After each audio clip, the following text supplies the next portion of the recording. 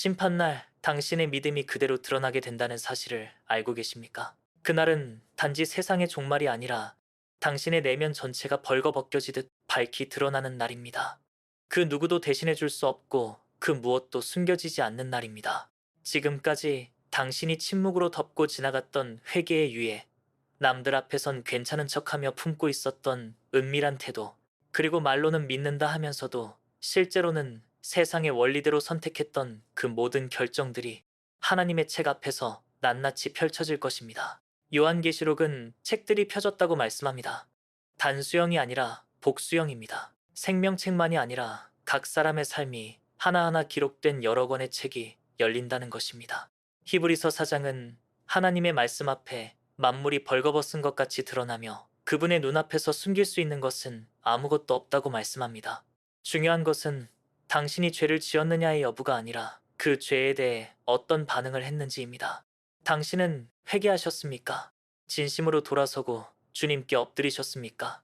아니면 후회만 하다가 결국 자기 합리화로 돌아가고 죄책감을 묻어둔 채 살아오신 건 아닙니까? 마태복음 12장에서 예수님은 사람이 무슨 말을 하든지 심판날에 그 말로 인하여 심판을 받게 될 것이라고 말씀하셨습니다. 당신이 무심코 던졌던 말, 다른 이들을 향해 했던 비난과 냉소, 하나님보다 상황을 택하겠다는 고백처럼 들렸던 불평의 언어들까지 모두 기억되고 있습니다. 하나님은 사람의 중심을 보십니다.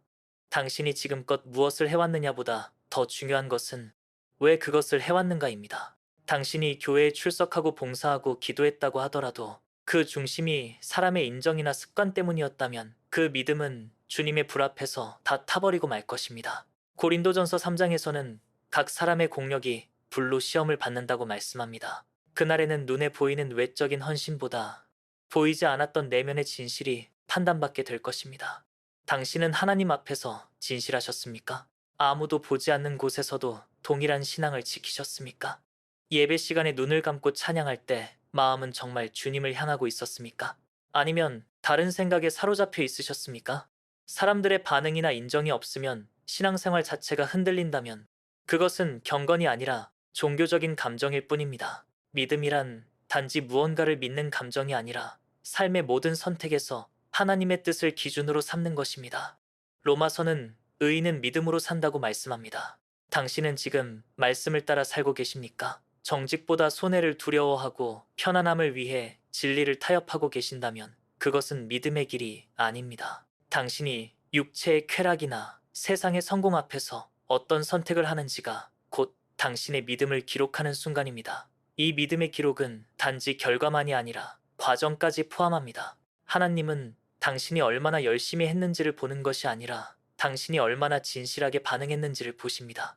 어떤 날엔 울면서 말씀을 붙들고 어떤 날엔 무너질 것 같은 마음으로도 기도의 자리를 지키셨던 그 시간이 하나님 앞에서는 다 기록되고 있는 것입니다. 예레미야는 말합니다. 사람의 마음은 만물보다 거짓되고 심히 부패하였다고. 그러나 하나님은 중심을 감찰하신다고. 그 말은 곧 인간은 자기 자신도 속일 수 있다는 뜻입니다. 스스로 괜찮다고 말하면서 사실은 점점 하나님과 멀어지고 있을 수 있습니다. 당신의 믿음은 지금 어디에 있습니까? 그리고 무엇을 향하고 있습니까? 마지막 심판날, 당신의 믿음은 당신 스스로도 몰랐던 내면의 기록들로 증명될 것입니다. 하나님은 단 한순간도 당신을 놓치지 않으셨습니다. 당신이 드렸던 그 작고 조용한 기도, 아무도 몰랐던 희생, 불이익을 감수하면서도 정직을 택했던 그 순간들 모두 하나님의 책에 기록되어 있습니다. 동시에 당신이 미뤘던 회개, 눈 감아버렸던 죄, 모른 척했던 부르심 앞에서의 침묵 또한 함께 기록되어 있습니다. 그러므로 오늘, 지금 이 순간이 중요합니다. 아직 책이 완전히 닫히지 않았습니다. 당신은 지금도 기록을 바꾸실 수 있습니다. 회개는 지나간 죄를 덮는 것이 아니라 새로운 순종의 기록을 시작하는 문입니다. 이사야 1장은 말합니다. 오라, 우리가 서로 변론하자. 너희 죄가 주홍 같을지라도 눈과 같이 희어질 것이며 진홍같이 붉을지라도 양털같이 되리라고. 이 말씀은 하나님이 당신에게 주시는 기회입니다. 하나님은 당신의 과거가 아니라 지금의 반응을 기다리고 계십니다. 믿음의 기록은 정적이지 않습니다. 살아 숨쉬며 매일 매순간 새롭게 쓰여지고 있습니다. 지금 어떤 선택을 하실지 그것이 그날의 결과를 결정짓게 될 것입니다. 마지막 심판날, 당신의 이름이 생명책에 기록되었는가도 중요하지만 그 책이 어떤 이야기로 채워졌는지도 중요합니다. 당신은 지금 어떤 이야기를 쓰고 계십니까? 주님 앞에 섰을 때 후회 없이 드릴 수 있는 기록을 쓰고 계십니까? 이제 더는 미룰 수 없습니다. 그리고 우리가 반드시 직면해야 할 또 하나의 진실이 있습니다. 그것은 바로 당신이 살아가는 매 순간의 말과 행동이 하나도 빠짐없이 기록되고 있다는 사실입니다. 그저 우연히 지나치는 듯 보이는 작은 말 한마디, 의도 없이 던진 표정, 타인을 향한 속마음조차도 하나님은 놓치지 않으십니다. 예수님께서는 마태복음 12장에서 사람이 무슨 말을 하든지 심판날에 그 말로 인하여 심판을 받게 될 것이라 말씀하셨습니다. 우리는 종종 말에 책임이 있다는 것을 세상적 윤리로만 생각하지만 성경은 말이 곧 마음의 열매이자 영적 상태의 반영임을 분명히 경고하고 있습니다. 누가복음 6장 45절에서도 선한 사람은 마음에 쌓은 선에서 선을 내고 악한 사람은 그 쌓은 악에서 악을 낸다고 하셨습니다. 당신이 무심코 말한 한 문장은 당신 안에 무엇이 쌓여 있는지를 보여주는 창입니다. 하나님은 단지 당신의 언어 습관을 판단하시려는 분이 아닙니다. 그 말을 통해 드러난 당신의 내면을 보고 계시는 것입니다. 냉소적이거나 조롱하는 말은 단순한 성격이 아니라 오래된 불신의 흔적일 수 있고, 쉽게 분노하고 원망하는 언어는 은혜에 대한 감사가 사라진 영적 공허함일 수 있습니다. 말은 결코 혼자 흘러가지 않습니다. 말은 기록되고 말은 심판의 근거가 됩니다. 야고보서는 혀가 곧 불이며 불의의 세계라고 말합니다. 또 그것이 온몸을 더럽히고 생의 바퀴를 불사른다고도 경고합니다. 그렇다면 당신은 오늘 어떤 말로 하루를 채우고 계십니까? 누군가를 살리는 말, 위로하고 세우는 말, 진리를 선포하는 말로 입술을 사용하고 계십니까? 아니면 불평, 비교, 판단, 자기 합리화 같은 말들로 영혼을 마르게 하고 계십니까? 심지어 아무 말도 하지 않았다고 해도 그 침묵조차 동기의 기록으로 남습니다.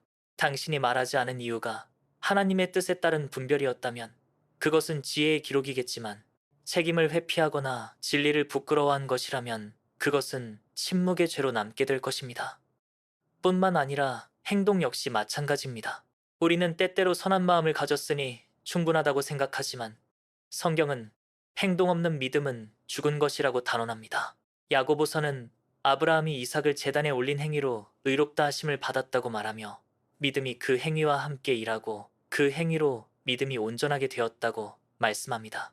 다시 말해, 당신이 아무리 순종하고 싶은 마음이 있었더라도 그것이 실제 행동으로 이어지지 않았다면 하늘의 기록에는 그 믿음이 온전한 것으로 남지 않는다는 뜻입니다. 단지 주일에 예배를 참석하고 사람들 앞에서 기도 몇 마디를 올렸다는 이유만으로 믿음의 기록이 풍성해지는 것이 아닙니다. 진짜 기록은 혼자 있는 시간, 아무도 보지 않을 때, 일상 속에서 하나님의 뜻을 선택한 그 모든 장면 속에서 쌓여갑니다. 누군가를 용서하기로 결단한 순간, 유혹 앞에서 눈을 돌린 그 장면, 이해받지 못하면서도 침묵하며 기도한 그 시간들, 그런 작고 보잘것없어 보이는 행동들이 영원한 기록이 되어 생명책에 쓰여지는 것입니다.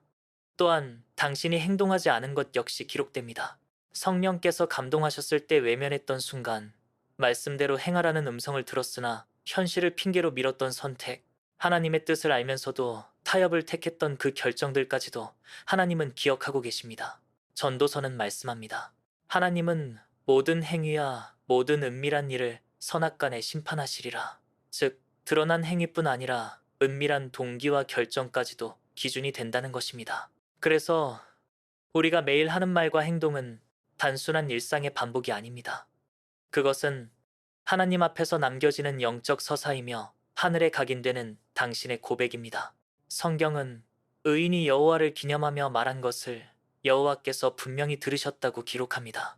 말씀이 들려지고 지나가는 것처럼 보일 때도, 행동이 의미 없어 보이는 그 순간에도 하나님은 그 모든 것을 보고 듣고 기억하고 계십니다. 그리고 그 기록은 마지막 날 당신을 위한 심판의 기준이 됩니다. 하나님은 당신이 말한 그대로 당신을 판단하시고 행동한 대로 보응하십니다. 하지만 이 모든 경고는 단지 두려움을 주기 위한 목적이 아닙니다. 그것은 지금이 기회라는 뜻입니다. 당신의 말이 오늘부터 달라질 수 있습니다. 당신의 행동이 오늘부터 새롭게 쓰여질 수 있습니다. 이미 과거에 남긴 기록들이 부끄럽고 두렵다 해도 괜찮습니다. 왜냐하면 회개는 기록을 지우는 은혜의 시작이기 때문입니다. 요한일서 1장은 우리가 죄를 자백하면 하나님은 미쁘시고 의로우사 그 죄를 사하시고 모든 불의에서 깨끗하게 하신다고 약속합니다. 그러니 오늘부터 다시 시작하십시오. 말 한마디를 바꾸는 것부터 시작하십시오.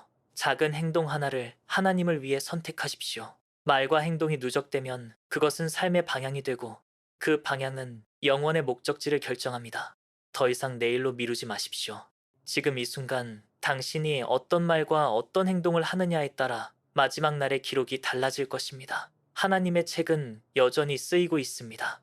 당신의 입술과 손끝에서 지금 이 순간도 기록이 쌓이고 있습니다. 그 기록이 후회로 남을지 영광으로 남을지는 당신의 선택에 달려 있습니다. 오늘 당신은 어떤 기록을 남기시겠습니까?